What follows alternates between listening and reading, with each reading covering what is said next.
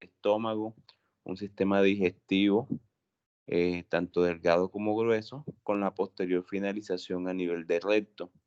Es un sistema que se encarga no solo del transporte de los alimentos, sino también de la absorción de los nutrientes y los cambios tanto fisiológicos como bioquímicos que cada uno va a tener para poder obtener nutrientes y todo lo demás.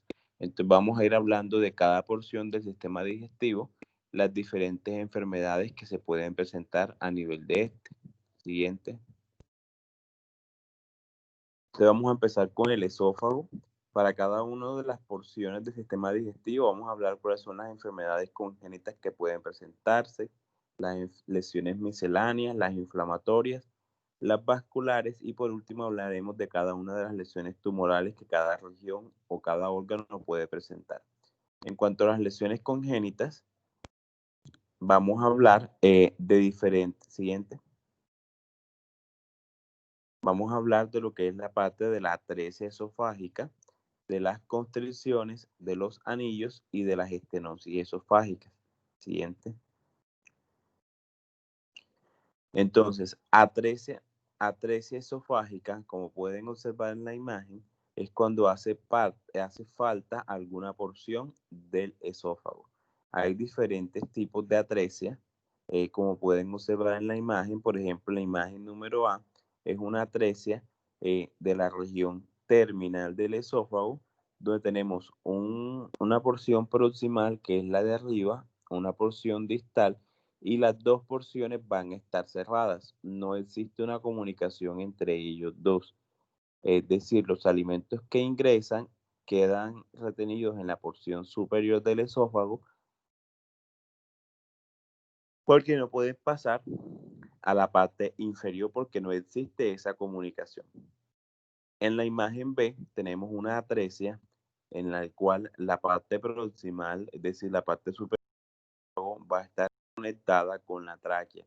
Entonces los alimentos que estos niños van a ingerir van a pasar directamente a la vía respiratoria.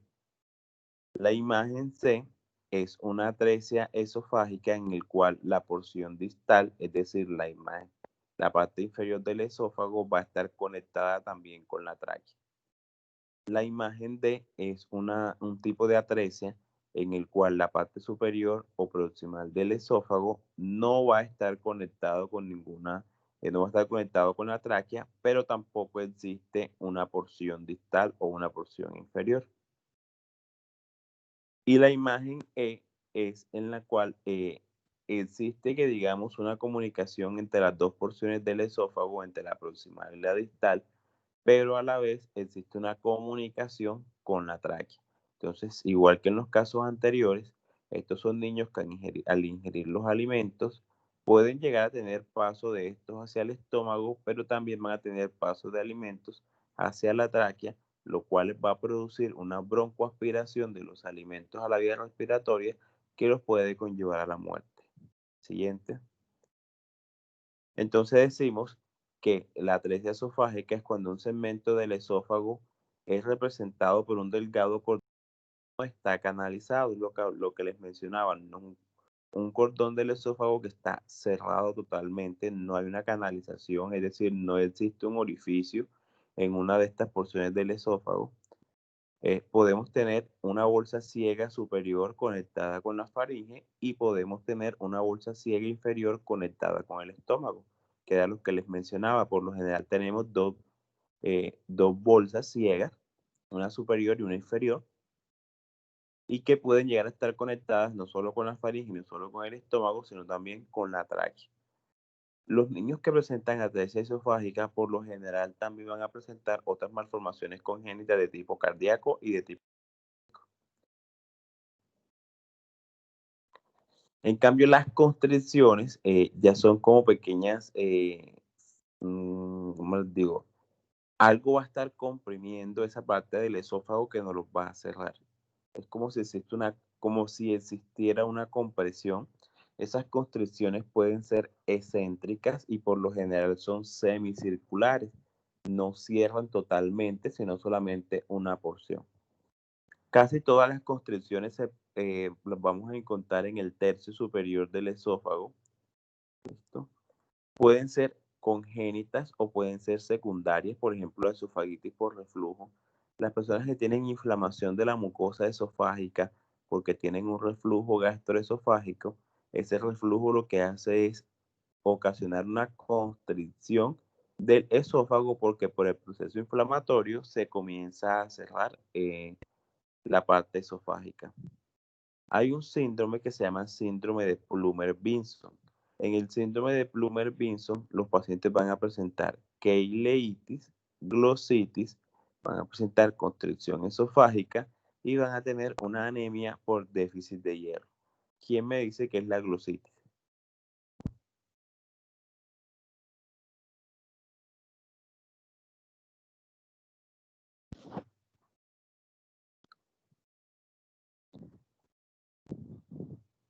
¿Qué es la glositis? Una inflamación de la lengua. ¿Y la queileitis?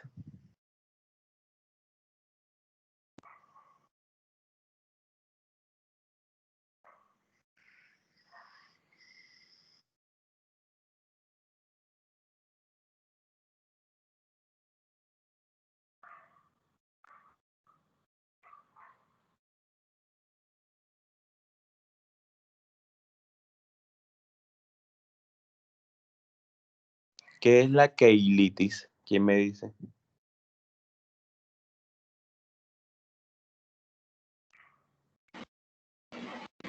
Inflamación y pequeñas grietas de la boca.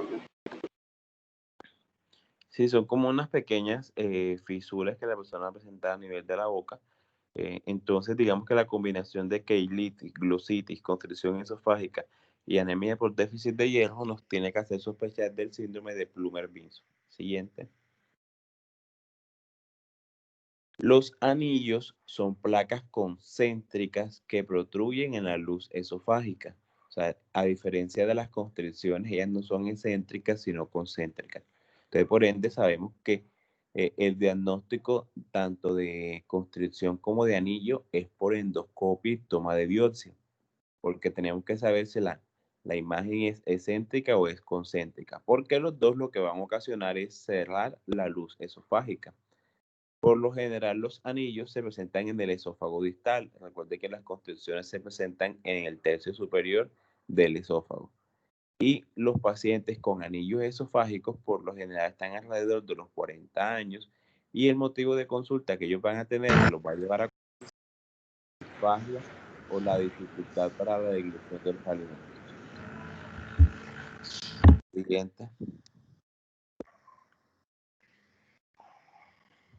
Las estenosis esofágicas son un engrosamiento fibroso de la pared esofágica. Esa fibrosis, hay una fibrosis a nivel de la submucosa con atrofia de la muscular propia. Así como ustedes pueden observar en la imagen, pues son cualquier tipo de nódulos, cualquier tipo de masas que nos ocasionen, que nos cierren el lumen esofágico debido a un engrosamiento fibroso de la pared esofágica, lo denominamos estenosis. Siguiente. Ahora vamos a hablar de las lesiones de la motilidad o lo que denominamos lesiones misceláneas. Las lesiones misceláneas son esas lesiones que no las podemos clasificar como inflamatorias, ni congénitas, ni tumorales, sino que son diferentes tipos de lesiones que las agrupamos. Vamos a hablar de lo que es la acalasia, la hernia hiatal, los divertículos y el síndrome de Mallory-Weiss. Siguiente. Entonces, la acalasia es una dilatación anormal al nivel del esófago porque vamos a tener una alteración en la parte de la parte de la inervación.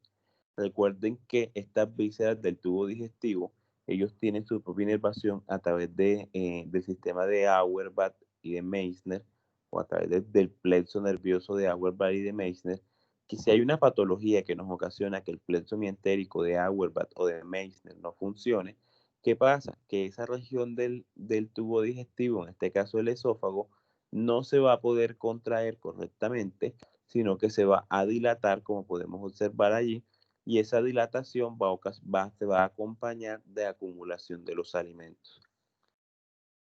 Siguiente. Entonces, la acalasia no es más que una aperistalsis del esófago. El esófago no va a ser capaz de producir la contracción del mismo. Vamos a tener una relajación incompleta del esfínter esofágico inferior con un incremento del tono del esfínter esofágico superior. Es decir, en la parte superior va a estar totalmente cerrado, que los alimentos no van a poder pasar, pero en la parte inferior va a estar dilatado, va a estar abierto, lo cual va a ocasionar que el reflujo gástrico pase al esófago, ocasionando la inflamación de este y que los alimentos pasen del esófago al estómago e incluso se puedan volver a regresar al esófago. Siguiente. Hay dos tipos, tenemos acalasia y tenemos pseudoacalasia. Acalasia es cuando en realidad tenemos un desorden de la inervación, es decir, el problema está en el plexo mientérico de Auerbach o de Meissner. En cambio, existe una pseudoacalasia en el cual hay patologías que no simulan una verdadera acalasia, sino que en realidad son patologías que ocasionan la dilatación del esófago. Dentro de esas patologías que ocasionan la pseudoacalasia, tenemos la enfermedad de Chagas, algunos tipos de cáncer y las patologías como la amiloidosis. Se ha demostrado que la dilatación progresiva del esfínter esofágico inferior, que la ausencia de plexo mientérico, tienen una relación con un CA escamocelular hasta del 5%. Es decir, las personas con acalasia tienen un riesgo de presentar eh, un, un tumor escamocelular a nivel del esófago hasta un 5% mayor que las personas que no presentan acalasia. La hernia hiatal, recordemos que el esófago está unido con el estómago, pero que esta unión ocurre cuando el esófago pasa por el diafragma, por el hiato diafragmático, un pequeño espacio a nivel del diafragma, donde en realidad ni siquiera el esófago lo está atravesando, sino que él parece que se uniera con las fibras del diafragma. Entonces, ¿qué es una hernia hiatal? Cuando tenemos una separación de la crura diafragmática con ensanchamiento entre la crura muscular y la pared muscular. Es decir, vamos a tener una herniación o una debilidad en la unión del esófago y del estómago, lo cual va a ocasionar que el estómago pueda ascender por esa debilidad y herniarse hasta hacia el tórax, acompañando al esófago. Hay dos tipos de hernia hiatal. Tenemos por deslizamiento, que es como la que les acabo de mencionar. El estómago se va a deslizar a través del diafragma y puede quedar una porción en el tórax y una porción en el estómago. Mientras que la hernia hiatal paraesofágica es cuando tenemos un desplazamiento total del estómago y este va a quedar ubicado al lado del esófago. Siguiente. Por ejemplo, aquí podemos observar. Miren la primera imagen, pues es la acalasia que ya les había mencionado. La segunda imagen, que es la que nos están mencionando, es la hernia hiatal. Miren esa parte como roja que nos están mostrando. Nos hace referencia a que una porción del estómago se está deslizando o se está desplazando hacia la parte superior del diafragma y está ingresando al tórax. Y la imagen de al lado es una hernia paraesofágica. Miren cómo una porción del esófago se está colocando al lado, perdón, una parte del estómago se está colocando al lado del esófago. Entonces, la primera es una hernia por deslizamiento porque el estómago se está deslizando hacia la parte superior, mientras que la segunda es una hernia paraesofágica porque el estómago se está ubicando al lado del esófago. Siguiente. Siguiente. Estas, eh, este tipo de hernias se pueden presentar de un 5 un 20% en la población pediátrica. Solamente un 9% de los adultos tienen estas hernias. Los síntomas por lo general se van a presentar a manera de reflujo gastrointestinal. Es la única sintomatología que una persona con hernia hiatal puede presentar. un reflujo gastrointestinal permanente que sea de difícil control, entonces le indican la endoscopia porque no ha mejorado con nada de reflujo y pueden encontrar de manera incidental la hernia. Estas hernias casi nunca se operan, solo se operan si definitivamente el reflujo gastroesofágico que la persona presenta es muy importante, si no, se deja así quietecita. ¿Cuáles son las complicaciones que esas hernias hiatales se pueden construir? Pueden presentar sangrado, pueden perforarse y como ya les había mencionado, pues pueden producir cierto grado de obstrucción. Siguiente.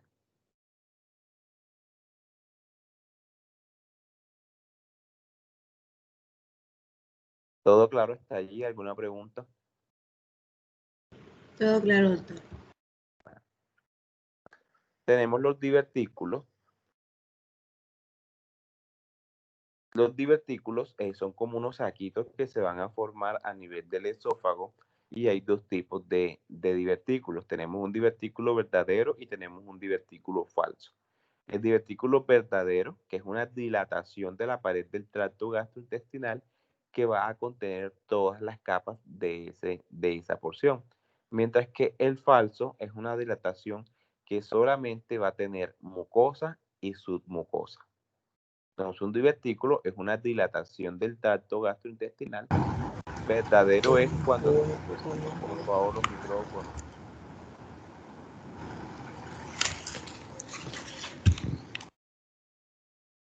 El verdadero es cuando tiene toda, incluye, esa dilatación incluye todas las capas, mientras que el falso es cuando incluye solo la mucosa y la submucosa. Entonces observen por eso, por ejemplo, ese divertículo que nos está señalando la imagen que se denomina divertículo de Zenker.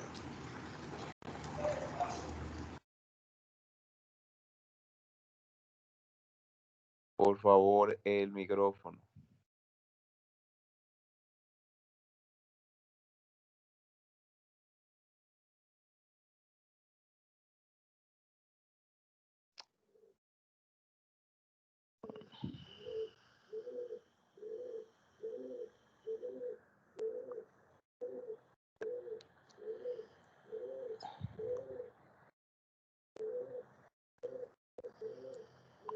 Bueno, entonces miren que es como un saquito que se está formando en la parte proximal o en la parte superior del esófago. ¿Cuál es el problema con ese divertículo de Zenker? Como su nombre indica, es un saco. Y muchas veces, cuando la persona ingiere los alimentos se van a ir acumulando allí y pueden ocasionar una halitosis crónica, es decir, un mal aliento. Entonces, son estas personas que primero no sienten como algo en el cuello, algo en el cuello, sí, cuando comen sienten como que si la comida se les quedara. Y además de eso, como los alimentos se quedan acumulados allí por largo plazo, van a tener un halitosis, un mal aliento permanente, como sensación de putrefacción por la descomposición de los alimentos en esta zona. Siguiente.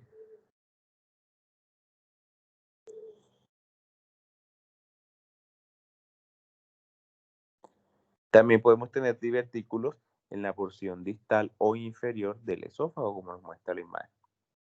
Siguiente. Hay un síndrome que se denomina síndrome de Mallory-Weiss. El síndrome de Mallory-Weiss son laceraciones longitudinales que se presentan en la mucosa a nivel de la unión gastrointestinal. ¿Por qué se producen esas laceraciones a nivel de la mucosa? Son por lo general en personas con episodios repetitivos de vómitos prolongados, tipo pacientes alcohólicos o pacientes con bulimia, que ellos están constantemente vomitando.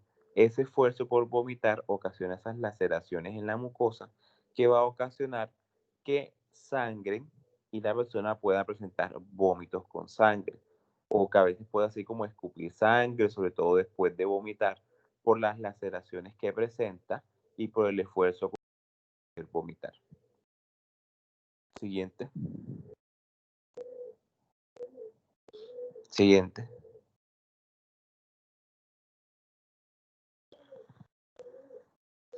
La enfermedad por reflujo gastroesofágico es una patología muy común y muy frecuente que ustedes deben conocer porque es la desencadenante de muchas otras complicaciones.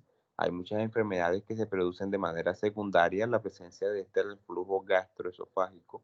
Entonces, digamos que no es como tal una enfermedad aislada, sino que es una condición que nos va a predisponer a la presencia de muchas enfermedades. Entonces, es cuando los factores agresores, como el reflujo ácido, la potencia de ese reflujo ácido y los factores de defensa de la mucosa esofágica. ¿Cuáles son esos factores de defensa? El aclaramiento del ácido esofágico, la resistencia de la mucosa.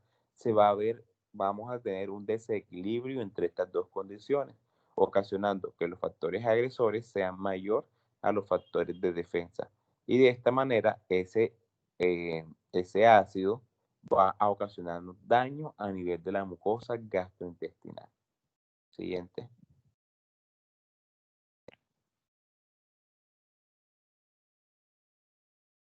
¿Qué situaciones o qué condiciones nos pueden conllevar a la presencia de un reflujo gastroesofágico? Situaciones en las que aumente el volumen del contenido gástrico, como por ejemplo después de comer es normal que tengamos grandes cantidades de ácido. Cuando tenemos obstrucción pilórica, cuando tenemos estados de hipersecreción, situaciones en las que el contenido gástrico esté situado arriba, como por ejemplo cuando la persona está en decúbito, o sea, acostado boca arriba, eso ocasiona que el reflujo gástrico, que el flujo, sí, el reflujo gástrico aumente. Situaciones en las que aumenta la presión intragástrica, la presión intraabdominal, personas obesas en el embarazo, en la citis o vestir ropa demasiado apretada, ocasiona que la presión intragástrica aumente y eso ocasiona que el jugo gástrico pase del estómago al esófago y van a ser personas que constantemente nos van a estar refiriendo esa sensación de reflujo. Siguiente.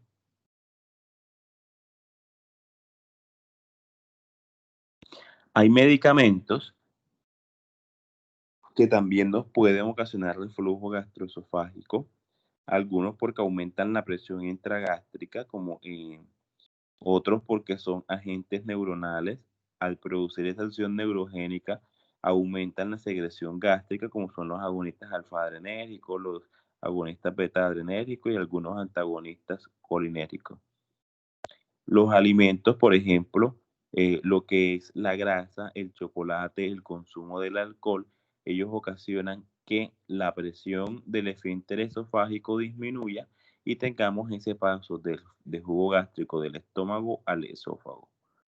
Y otros alimentos como otros medicamentos como la teofilina, el tabaco, la serotonina, la meperidina, la morfina, la dopamina, disminuyen la presión del esfínter esofágico inferior, ocasionando el paso de ese jugo gástrico del estómago al esófago.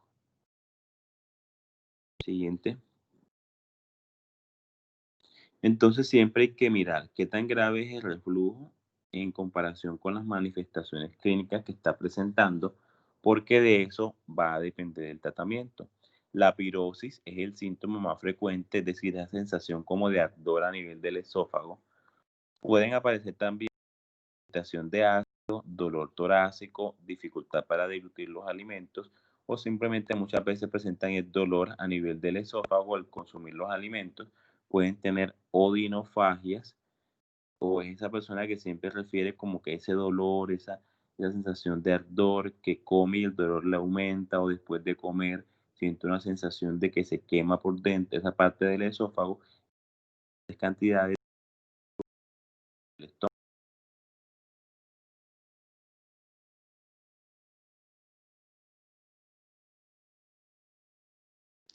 Los síntomas atípicos o manifestaciones extraesofágicas que puede presentar el reflujo gastroesofágico, o sea, son manifestaciones no tan comunes, pero que siempre debemos descartar la presencia del reflujo. El dolor torácico son esos pacientes que presentan mucho dolor en el pecho, que ya descartamos que no es de origen cardíaco. Siempre hay que descartar la presencia del reflujo gastroesofágico. Laringitis, esas personas que pierden la voz de un momento a otro, que les estudian, no les encuentran masas, no les encuentran malignidades y les observan la laringe y la pueden observar eritematosa como quemada, es porque muchas veces el reflujo fue tan grande que alcanzó a llegar a la laringe y como eso es un jugo gástrico, nos puede quemar alguna de las estructuras que encontramos en la laringe, sobre todo en la parte de la laringe posterior. Incluso hay personas que pueden perder la voz porque el reflujo puede llegar a quemarles una de las cuerdas vocales. Los pacientes con tos crónica, con asma bronquial, siempre hay que descartar la presencia de reflujo, porque el reflujo puede, ellos pueden broncoaspirar el jugo gástrico, se les puede ir a la región pulmonar y eso les ocasiona esa tos crónica. Sí, esos niños también, por ejemplo, con erosiones dentales frecuentes que tienen una buena higiene oral, algunos adultos también y están constantemente con caries, con desgaste óseo de los dientes, también hay que descartar reflujo porque es una de las causas. Siguiente. El diagnóstico es meramente clínico, pues ya con que la persona nos comente cualquiera de los síntomas que le acabamos de demostrar o de identificar, ya nosotros podemos hacer el diagnóstico de reflujo gastroesofágico. Ya, si la persona llega a presentar cualquiera de las complicaciones que les mencioné, o es refractario al tratamiento, es decir, se le envía, se le manda tratamiento, se mejora el tratamiento y la persona sigue igual, definitivamente hay que realizar una endoscopia y esta endoscopia es la que nos va a mostrar qué tan avanzado se encuentra el reflujo. Siguiente.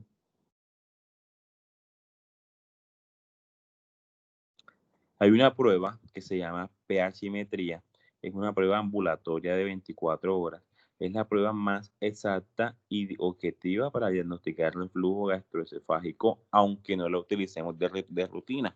No, la pH-metría no se le manda a todo el mundo, sino a aquellos pacientes que tienen síntomas atípicos, que ya les realizamos endoscopias, que siguen con síntomas que de pronto nos hacen sospechar de reflujo, pero que no estamos seguros, le pedimos una pH-metría. En aquellos con ausencia de respuesta al tratamiento, que ya se ha indicado el tratamiento varias veces y no mejoran. Aquellos en los que queremos valorar si en realidad el tratamiento le está funcionando. Y algunas veces como valoración preoperatoria y postoperatoria de la cirugía antirreflujo. Siguiente.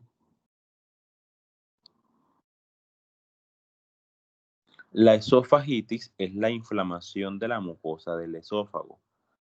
5% de la población con reflujo gastroesofágico va a presentar esofagitis. Entonces podemos decir que la principal causa de esofagitis es la presencia de reflujo gastroesofágico, porque ese jugo gástrico, pues por supuesto que nos va a quemar la mucosa del esófago. Siguiente. ¿Cuál es una persona con energía? La pirosis tiene poca relación con la presencia y gravedad de la esofagitis endoscópica. Es decir, cuando realizamos la endoscopia, no hay una relación entre la gravedad de la mucosa esofágica, que tan inflamada esté, en comparación con la clínica de pirosis que la persona presente.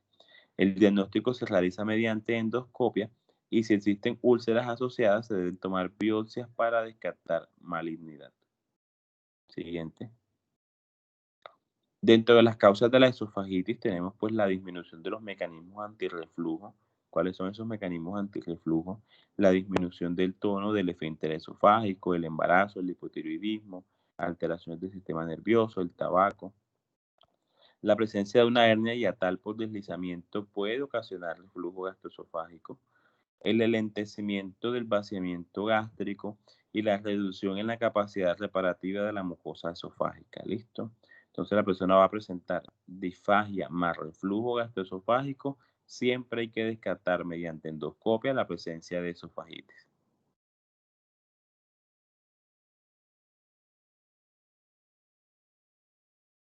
Esto es una imagen endoscópica donde alcanzamos a observar la parte del esófago va a estar eritematosa. Debido a la presencia de reflujo, tenemos ese proceso inflamatorio. Siguiente. Si se realiza un corte histológico, un corte patológico y se lleva al microscopio, vamos a observar la presencia de infiltrados polimorfonucleares, a predominio de eosinófilos y linfocitos. Podemos encontrar hiperplasia de la zona basal del epitelio con un 20% de grosor. Podemos encontrar elongación de las papilas con congestión vascular y podemos encontrar unos tipos de microabscesos de eosinófilos. Siguiente. Existen unos medicamentos que se llaman inhibidores de la bomba de protones. Quizás algunos lo han escuchado antes. Esos inhibidores de la bomba de protones, tenemos lo que es omeprazol, esomeprazol, todo este tipo de medicamentos. Ellos son superiores a cualquier otra forma de tratamiento en pacientes con esofagitis. O sea, aquí el tratamiento es con inhibidores de bomba de protones. Se asocian tanto con un alivio sintomático como con la cicatrización de las lesiones que el esófago puede presentar por la presencia de reflujo, siendo el medicamento más eficaz el esomeprazol. Siguiente.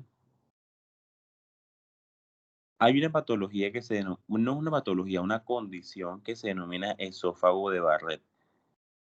En el esófago de Barrett vamos a tener un tipo de metaplasia, en el cual la mucosa escamosa distal va a ser reemplazada por un epitelio columnar.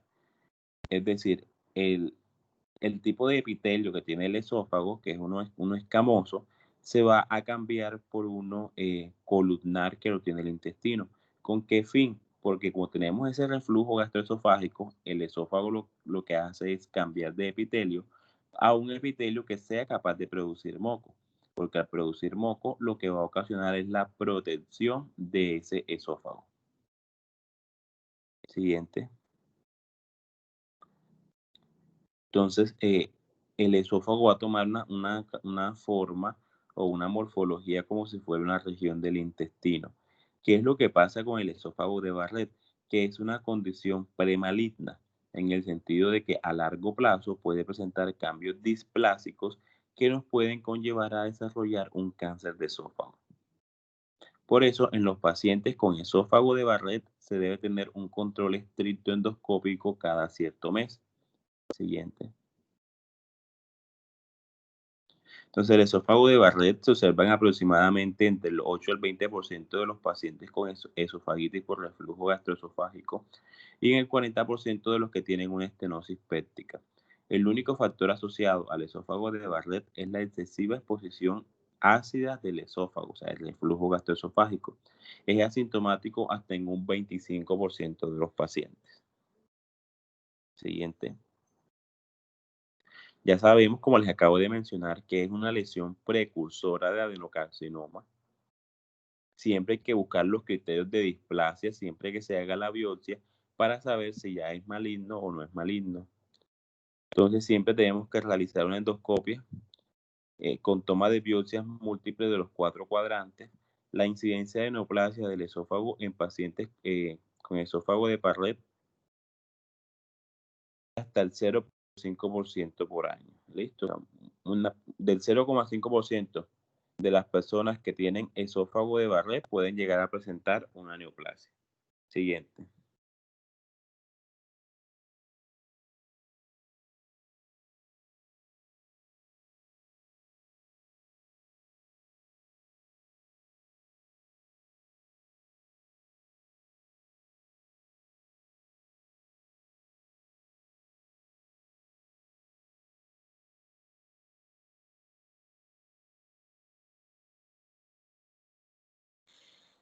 Siguiente.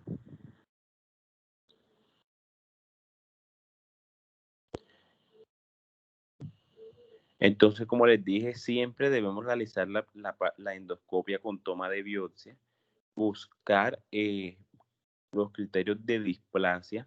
Si encontramos que es definitivamente una metaplasia, pero sin displasia, se trata con inhibidores de la bomba de protones o se mide la necesidad de la cirugía antirreflujo, que es muy raro que se use. Se sigue realizando endoscopias más biopsia una al año.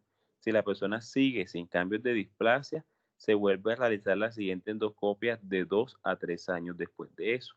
Si la persona presenta metaplasia, pero ya tiene alguno de los criterios de displasia, si es una displasia de bajo grado, se trata con inhibidores de la bomba de protones versus cirugía antirreflujo y el seguimiento es cada 6 meses. Pero si la displasia es de alto grado, el seguimiento va a ser cada 3 meses. Se debe realizar una resección del esófago y se debe realizar tratamientos ablativos, tipo radioterapia, quimioterapia o cualquiera de estos tratamientos oncológicos. Siguiente. Esto no, siguiente. No solo tenemos esofagitis por reflujo gastroesofágico, también tenemos esofagitis infecciosa o esofagitis química. Dentro de las esofagitis infecciosas podemos tener por cándida, que es un hongo. Podemos tener dentro de las químicas por ingesta de irritantes tipo alcohol, ácidos. Hay personas que se intentan suicidar y toman, por ejemplo, cloro o cualquiera de estos detergentes que lo que ocasionan es una esofagitis química porque queman literal el esófago. Otras causas infecciosas tenemos por el herpes, por el citomegalovirus, por algunos agentes quimioterapéuticos. Los niveles altos de urea en sangre están asociados a la presencia de esofagitis química. ¿Listo? Y los álcalis pueden producir una necrosis por licuefacción, mientras que los ácidos producen por coagulación. Pueden producir necrosis a nivel del esófago. Siguiente.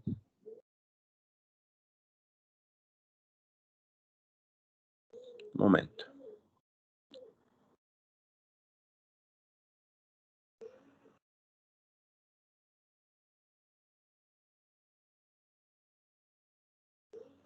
¿Alguna pregunta hasta el momento?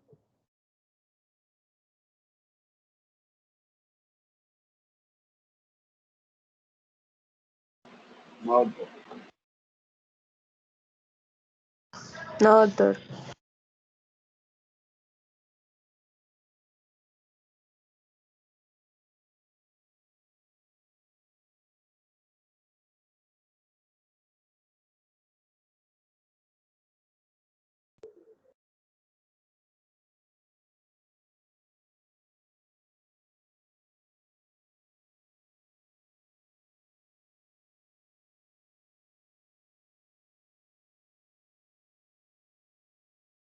Listo, ahora vamos a hablar de las lesiones vasculares, aunque en realidad de las lesiones vasculares que vamos a encontrar a nivel del esófago, tenemos lo que son las varices esofágicas. Las varices esofágicas no son más que una dilatación de las venas que están a nivel del esófago. Por lo general, estas varices esofágicas están asociadas a la cirrosis hepática.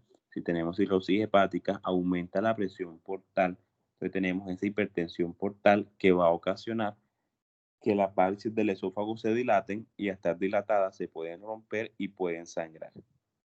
Y la persona va a presentar hematemesis, que son vómitos con sangre, debido a la presencia de esa ruptura. Dentro de las lesiones tumorales, pues siempre hay que mirar las benignas y las malignas. Siguiente. Dentro de las lesiones benignas, la mayoría se originan a nivel submucoso y son de origen mesenquimatoso. Casi siempre son pólipos, hay de diferentes tipos de pólipos. Están los pólipos de papiloma, están los pólipos inflamatorios que están asociados con un tejido de granulación. Siguiente.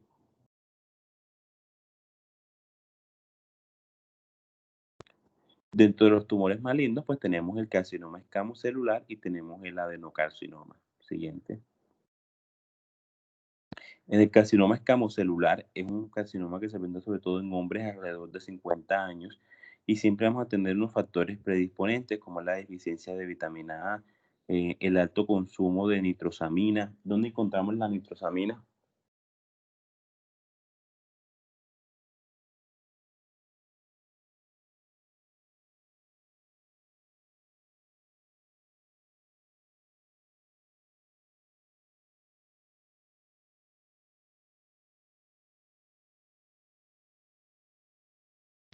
¿En qué tipo de alimentos encontramos la nitrosamina? Bueno, la nitrosamina es un tipo de componente que lo encontramos sobre todo en las comidas asadas. Entonces, el alto consumo con En la cerveza. muy poco, sobre todo en comidas asadas. Entonces, el alto contenido de consumo de nitrosamina también está asociado a la presencia de carcinoma escamocelular. El consumo de alcohol, el consumo de tabaco, la esofagitis de larga evolución, la acalasia, el síndrome de Plummer-Vinson y otras patologías como la epidermolisis bulosa, que es una patología dermatológica, también tienen cierta asociación con el carcinoma escamocelular. Siguiente. El carcinoma escamocelular, un 20% se ubica en el tercio superior, un 50% en el tercio medio y un 30% en el tercio inferior. Lo podemos encontrar como una masa exofítica, que es una masa que sobresale a nivel de la luz del esófago, acompañado de cierta infiltración y puede llegar a ulcerarse y sangrar. Por ende, dentro de las complicaciones que este carcinoma escamocelular puede presentar, vamos a encontrar la obstrucción, la disfagia y las fístulas. ¿Con qué órganos puede? Una fístula es cuando existe una comunicación de un órgano con otro órgano. ¿Con qué órgano creen ustedes que se puede presentar una fístula del esófago?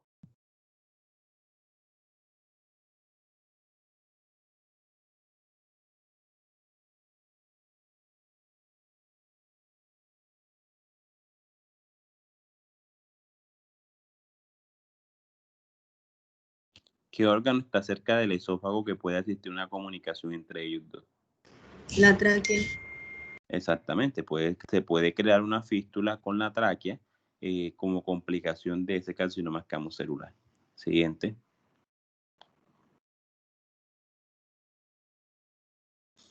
Siguiente. El adenocarcinoma, ya es el de las glándulas como tal, por lo general siempre lo encontramos en el tercio inferior. Un 10% está asociado al esófago, un 10% tiene riesgo de malignidad en el sentido de que va a presentar metástasis. Son por lo general pacientes con un antecedente de esófago de Barrett. O sea, el esófago de Barrett está relacionado con el adenocarcinoma. A nivel genético, la persona puede tener una sobreexpresión de la P53 con una amplificación de un oncogen que se denomina ERB2. Estos estudios genéticos casi no se realizan en las personas, a menos que sea una persona joven que no encontramos cuál es la causa del cáncer y por investigación se le piden estos estudios genéticos. Entonces, si se les piden, por lo general son pacientes con sobreexpresión del P53 más amplificación del ERB2. La edad de presentación aproximadamente de los 40 a los 60 años, se presenta por lo general en hombres y tienen un 20% de sobrevida. Siguiente. Siguiente. Entonces, está totalmente demostrado que el cambio de epitelio del esófago, luego de pasar por una esofagitis y llegar a esófago de Barrett, es un punto clave para el desarrollo del adenocarcinoma. Entonces, siempre lo que les dije, un paciente con esófago de Barrett siempre deben buscar los cambios de displasia, porque por lo general es un paciente que a largo plazo va a desarrollar adenocarcinoma.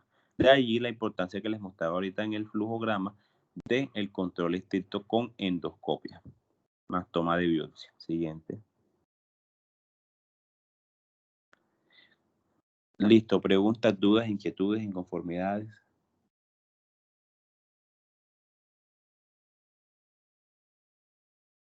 Siguiente. Entonces, en el estómago podemos tener lesiones congénitas como la estenosis pilórica y como las heterotopías.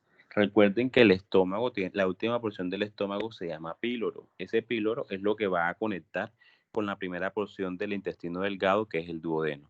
¿Qué es la estenosis pilórica? Son niños que nacen con una estenosis o están muy cerrados lo que es la parte del píloro y eso ocasiona que los alimentos no pasen al intestino delgado, sino que se regresen. La estenosis pilórica por lo general se presenta en recién nacidos hombres primogénitos. Es muy raro en niñas. Incluso si ustedes buscan artículos, casi no hay reportes de esto en niñas, sino por lo general en hombres primogénitos.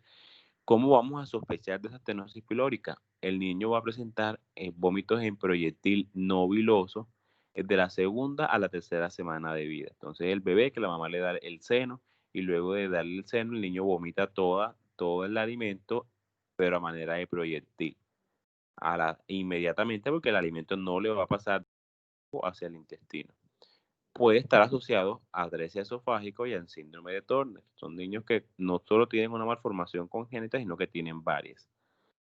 vamos a encontrar una masa en la región del, si ustedes tocan como que el estómago, como el píloro se hipertrofia debido a la estenosis, ustedes le van a sentir allí como la masa. Siguiente. Observen ahí la unión del píloro con el duodeno, entonces miren cómo está cerrado, es decir, hay una estenosis del píloro.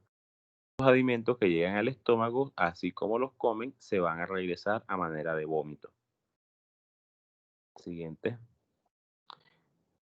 Las heterotopías es cuando tenemos presencia de un tejido a nivel del estómago. Por ejemplo, que a nivel gástrico encontremos tejido pancreático. Eso es una heterotopía y se da por alteraciones en la migración a nivel embriológico. Ustedes saben que para que los tejidos se formen, ellos empiezan a migrar de un lugar a otro.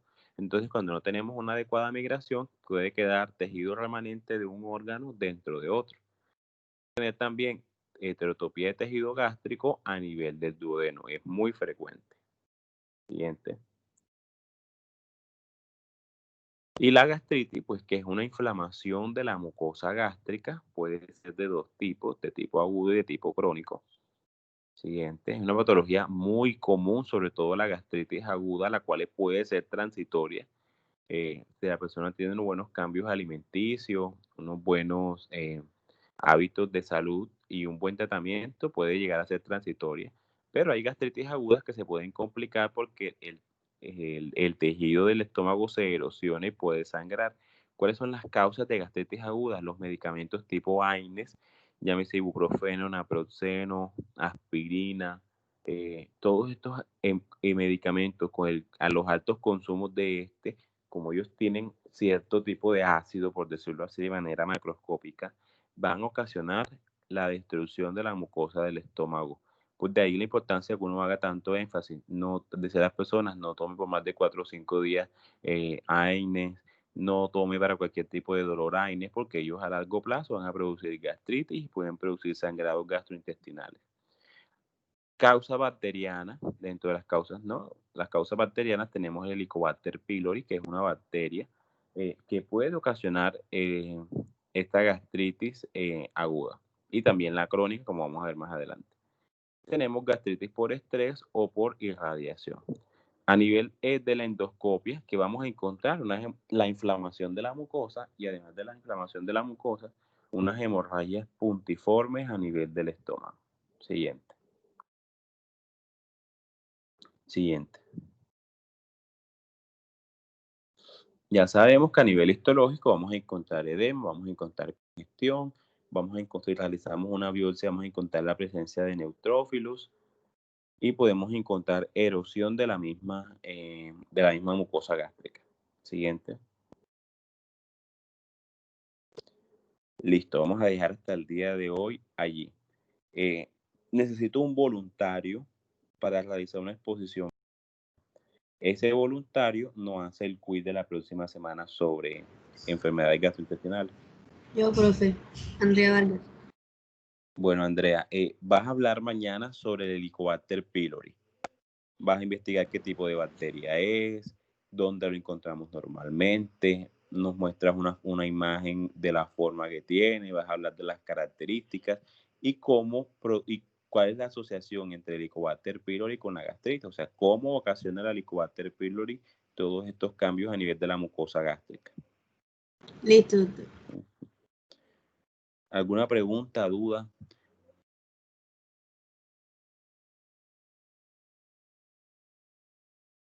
No, doctor. Ustedes tienen como sueño hoy. Esos que entran a la clase y deben estar durmiendo todavía, porque siempre hablan los mismos. A ver, Manuela Delgado, ¿está por ahí?